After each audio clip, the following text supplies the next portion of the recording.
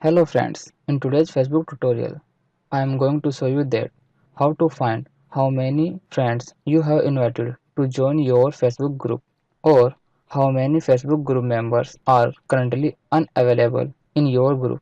So let's get started.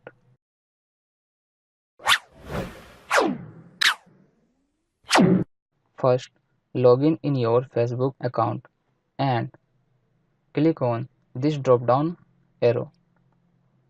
Go to your groups and select groups.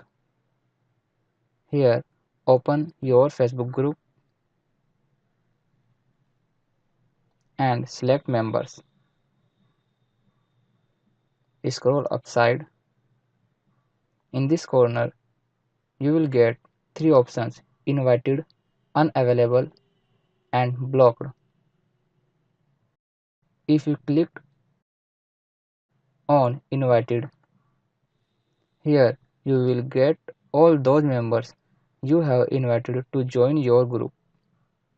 And if you click on unavailable, in this section, all those members will be appear that joined your group but currently not available on Facebook. And if you click on blocked, in this section all those members will show that are blocked by you. I hope you enjoyed this tutorial.